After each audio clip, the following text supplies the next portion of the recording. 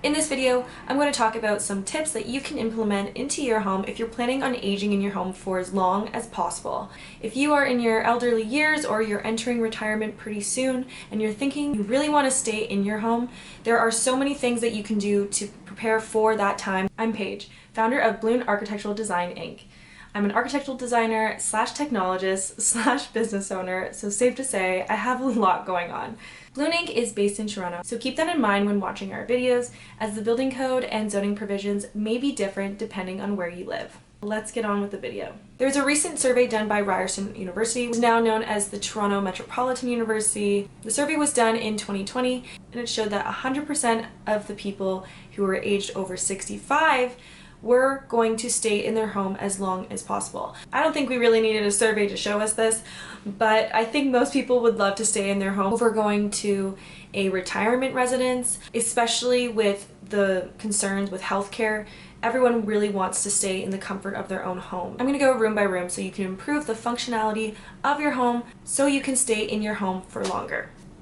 So let's start with the outside. So the outside of your home probably has stairs going up to your house. What is really common to see, especially in older homes, is the stairs are quite steep and they have a very small tread. And what the tread is that piece, that flat piece that your foot actually steps on. And on top of that, they usually have a high rise, which was the length between one step to the next. What you would want to do is have a brand new set of stairs that is to the current code, but even better than that is to have a very low rise and a wider tread. You want to have a riser height between 5 inches and 6 inches, and for a tread depth, ideally you want to have 12, but 11 would be suitable as well. Building code in Ontario asks for a minimum of 10 inches. So that could be your baseline if you are tight on space, but ideally you want to have 12 inches. That way, if you do need to take a rest while you're going up the stairs, you have ample room to fit your foot. So this stair construction also makes going up the stairs quite easy. It won't wind you. It's not too hard on the joints when you're going up or down. So that would be my first thing to do, is to change out your stairs. You can go a step further and incorporate a ramp. This could be one that actually goes over the stairs, something that's a little bit more short term, or you can do one that is more gradual and is longer. And gradual slope will mean that the slope is not quite as steep. So instead of a slope like this, it's going to be something more like this. So that would be more gradual. And because it's gradual, you have to have more area to reach the grade difference. So if you're going from your porch to the ground, say it's 3 feet. If you are going only at, say, a 1 in 12 slope, then that's quite a gradual slope that you will have to have quite a bit of area for.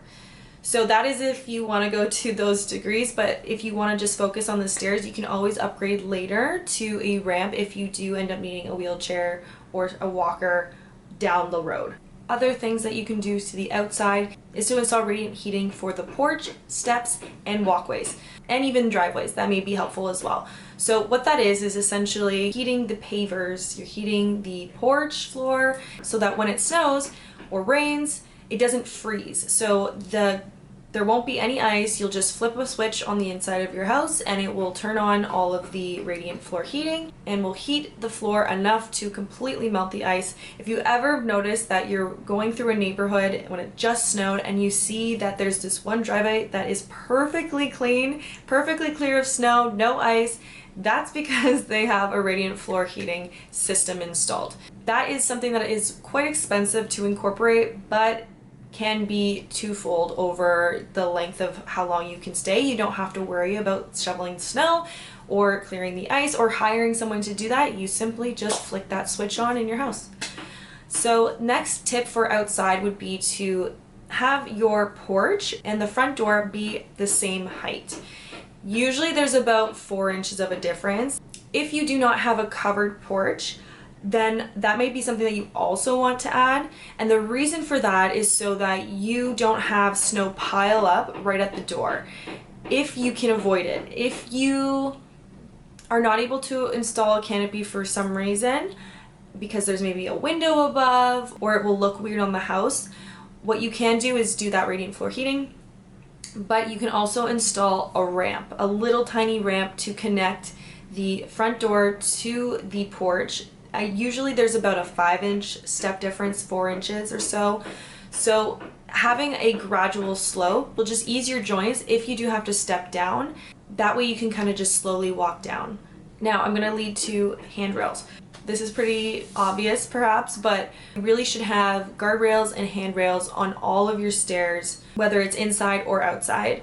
So if your staircase doesn't have that, when you go to make a new one, if you are doing that, make sure that you install a handrail, ideally on both sides. That way you can hold on to it as you go up or as you go down, regardless. And you never know, there could be something wrong with one of your hands. If you have carpal tunnel, arthritis or something where one hand is weaker than the other, you want to have one handrail per side because you just never know, it could happen, right?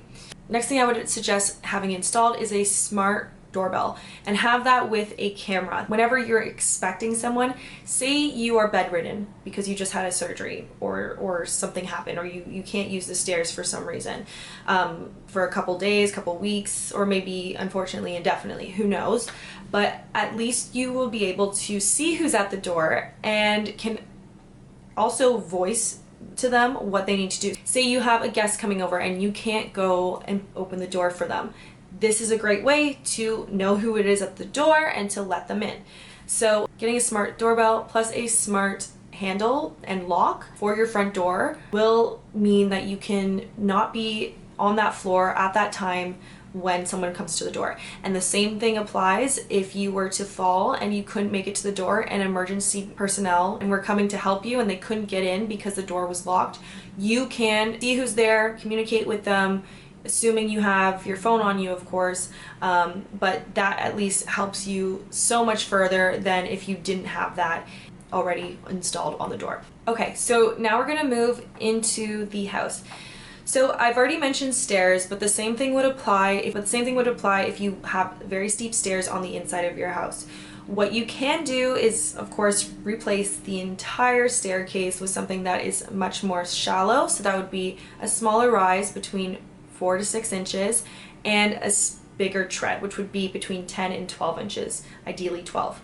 So if you have the budget for it to do that, you can always replace the stairs. However, it may make more sense for you to have a chairlift installed either on the railing side or the wall side. There's tons of different manufacturers out there and each one has their own different requirements. So I'm sure there will be something that fits your specific situation. And these do cost quite a bit, but it will still be cheaper than you replacing your entire staircase, especially if there are additional structural issues that you didn't know about. So that could be a really good option for you, and I would highly recommend that. If you are living in a 2-story house, then you can at least use both floors functionally as you always have. So now that you're in the house, you also want to have the floor be non-slip, especially if once it rains, once it snows, even if you have radiant floor heating on the outside, there could be wetness on your shoes. So that could mean that if you have tile, you could be in a slippery mess, and that would be horrible. So it's best to go with a tile that has a little bit of grit on it, and all tiles, it's standard to have a grading system of what is appropriate for a floor versus what is appropriate for a wall. So a floor will always have a little bit more of a grit to it.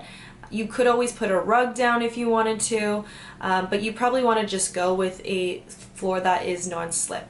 Hardwood is a possibility as well. It can be slippery when wet, but also it can deteriorate over time when it does get wet. So it's best to go with a non-slip tile. Okay, hook placements. So this goes for anywhere in the house where you're hanging something, especially if you're hanging coats or jackets, anything that you need to put your hand up frequently to put things away.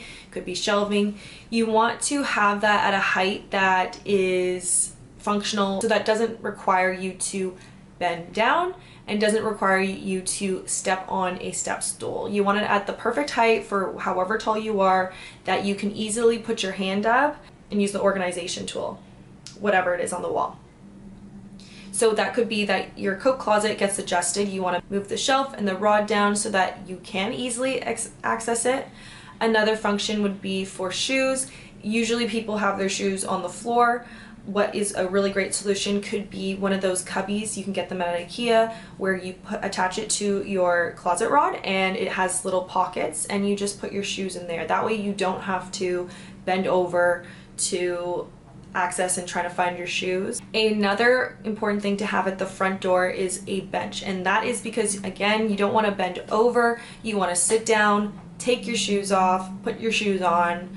That way you're not straining any joints in your back or your knees. And you can store your shoes in that bench. That could be an option as well. If you didn't want to have them on the ground, you can have them hung up in a closet with the cubby system.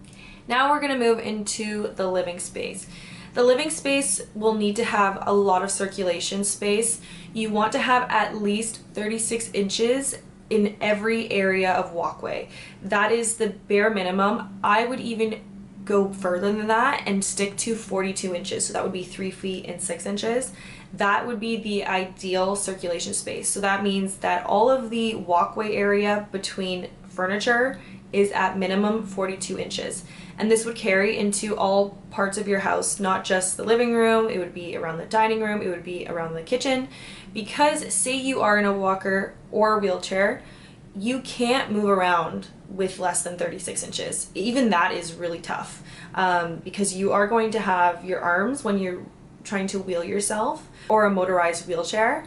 Those are quite a lot bigger than a regular wheelchair, and you're going to need more circulation space. So ideally you want to have 42 inches of circulation space around any furniture and any cabinetry in your home. Now we're going to move on to the kitchen.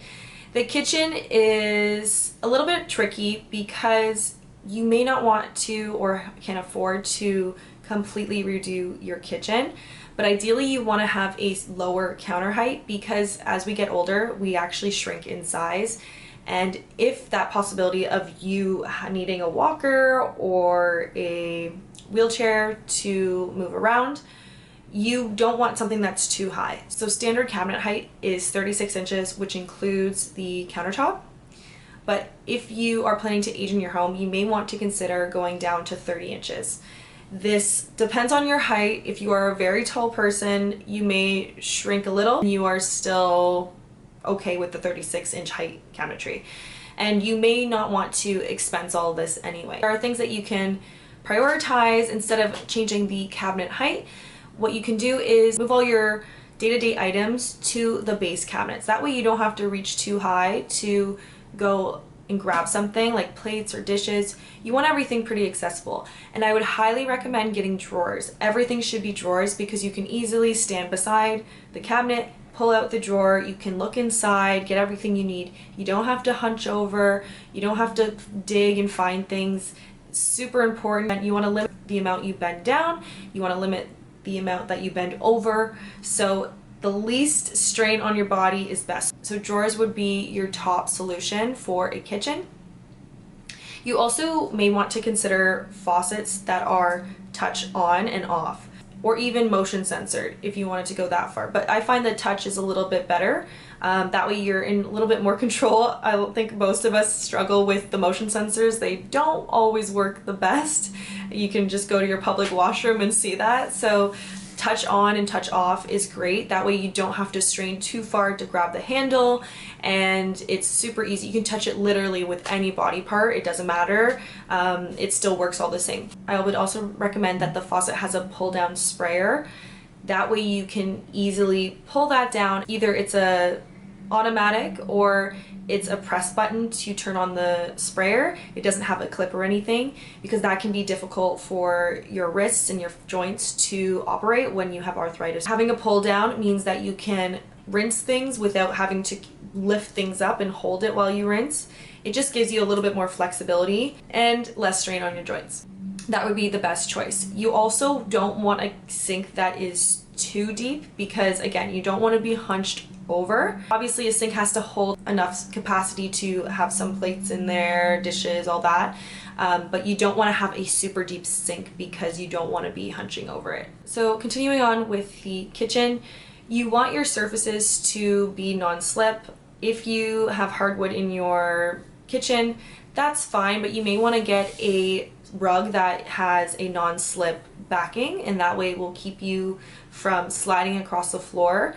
As well, you may want to get one of those thicker pads that are usually for when you're working with the kitchen sink, because it gives you a little bit more cushion. It's easier on your joints and the balls of your feet. So kitchen cabinet handles shouldn't be knobs, because it can be hard to make this action when you go to grab a knob.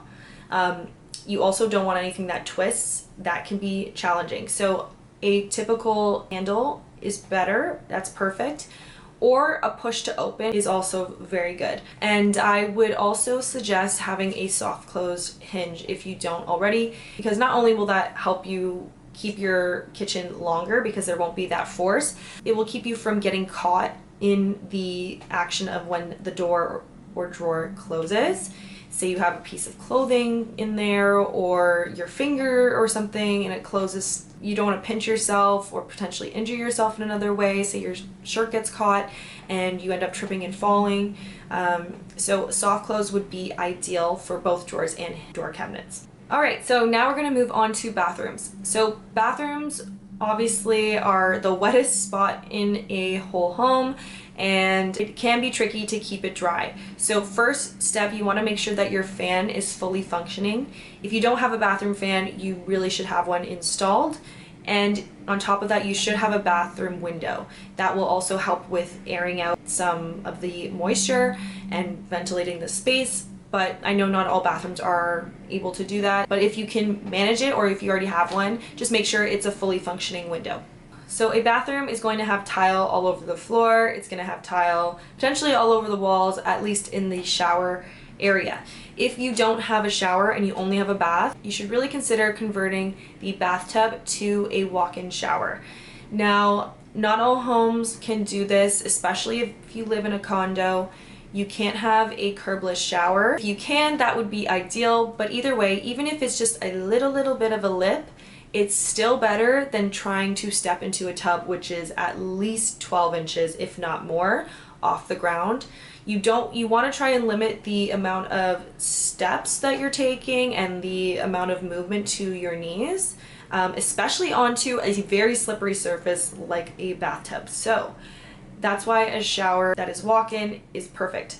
You also want to have a seat that's in the shower. You want to have this seat in a spot that is going to get hit by the shower faucet, because if you do need to sit while you're in the shower, you want to be able to actually clean yourself. I see all the time there are shower designs that has a seat, but you actually don't really get the spray from the faucet, so it kind of defeats the purpose. It might be good for shaving your legs or something, but when it comes to functionality of washing your body and your hair and everything, it's really not great. So you want to make sure that your shower seat is going to be hit by the faucet.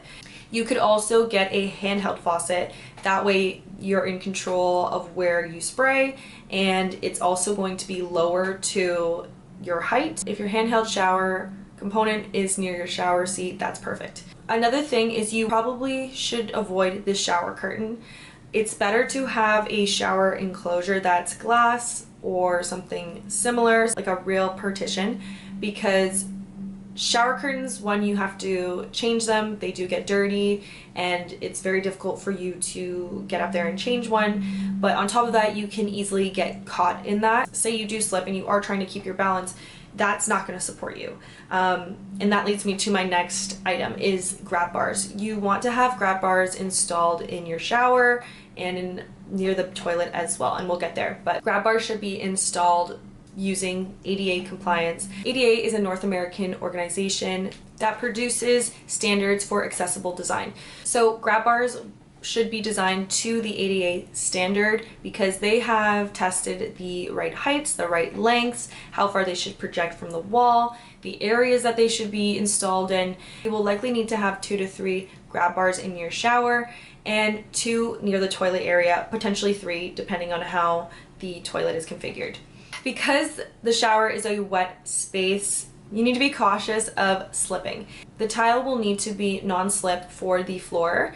You could also go non-slip with the walls, just in case you find yourself slipping and you do grab the wall, you at least know that you're not going to slip off. You can go to the lengths of doing it on the wall, but at the very least have a non-slip tile for the floor, and that also includes the bathroom floor as well. So the toilet or water closet will need to have grab bars as well. You will also want to have a higher toilet seat. There are toilets that have been specifically designed to the ADA standard that you can buy and have installed. These toilets have a base that sits on the floor, or you can opt for the one that is wall hung and there is a clear space underneath. Both are great, so it just depends on what you prefer and obviously what your budget is. The wall hung tends to be more expensive, so just keep that in mind. There are vanities that are ADA compliant as well that you can buy at the store and have them installed. That way you don't need to do anything custom. If you are on a tighter budget, you want to keep the countertop around 30 inches and you want to have enough space for you to go up to it with a walker or a wheelchair, as you may need that in the future. So your overall layout of your bathroom should have enough clearance space for you to do a 360-degree turn in a wheelchair. This likely means that your current bathroom is probably not big enough, and that is usually typical in an older home. So you may want to consider converting one of your extra bedrooms into a larger bathroom, or at least taking some of that space to your current bathroom and just making it more functional and having that clearance space, because it really is the clearance space that will save you. It just gives you more opportunity to stay in that space. If you are going to stay long term, you never know if you're going to need a walker or a wheelchair to get around. The bedroom space will be similar to the living quarters. You want to have enough clearance space, ideally 42 inches around every piece of furniture. Another thing I would suggest doing is to have outdoor space on your bedroom floor. If you can add a deck or a balcony to your floor where you have your bedroom, this will improve the quality of your life, and of course that translates to you staying in your home longer. So I've actually worked on a couple projects where we have transformed the bedroom level, so the second floor usually, into a space that has not only bedroom but a large bathroom and a living space, just in case getting up and down the stairs becomes really difficult. You can live on that floor functionally. You don't have to worry about going to a kitchen because you already have it all there. And on top of that, you want to still have outdoor space, and a lot of houses may not have that second floor balcony, so having that done will be a huge added benefit to your health. If you watch this video and there's anything that I missed, please leave a comment below on some of the ideas that you've come up with for staying in your home for longer. And if you're planning on renovating and you're not sure where to start, I highly recommend you download our free renovation budget guide. It goes into detail about all the different parts of a renovation budget, and there's a built-in calculator that's easy to use. You just enter your total budget for your renovation and it will break down each area based on the percentage. So it's a great tool to use when you're going to have a conversation with a contractor or an architect, and it's completely free, so click the link below to download it. Good luck on your renovation, and bye for now.